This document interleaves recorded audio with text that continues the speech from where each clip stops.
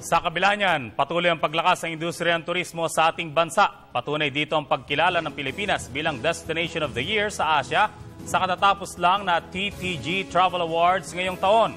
Narito ang report ni Benj Bondo.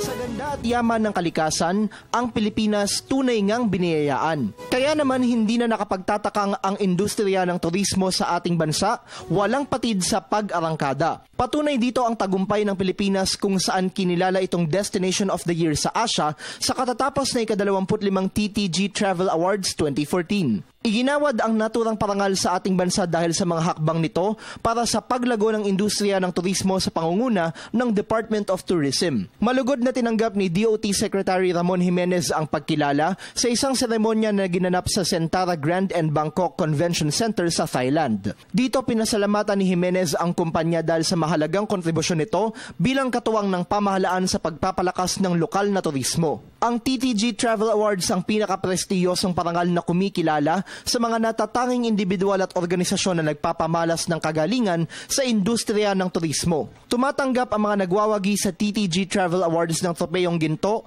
na nakasunod sa anyo ni Hermes, ang Diyos ng paglalakbay sa mitolohiyang Griego. Iniaalay ng DOT ang tagumpay na ito sa sambayan ng Pilipino na pangunahing tumatangkilik sa mga lokal na destinasyon na dahilan ng paglago ng turismo ng bansa sa ilalim ng programang It's More Fun in the Philippines. Sa taong 2015, layunin ng ahensya na pagandahin pa ang pandaigdigang imahe ng bansa sa pamamagitan ng kampanyang Visit the Philippines. Target nitong makapagdala ng 10 milyong dayuhang turista kasunod ng 2 malalaking aktibidad na gaganapin sa bansa sa susunod na taon. Ang pagbisita ni Pope Francis sa Enero at ang pulong ng mga delegado ng Asia-Pacific Economic Cooperation o APEC.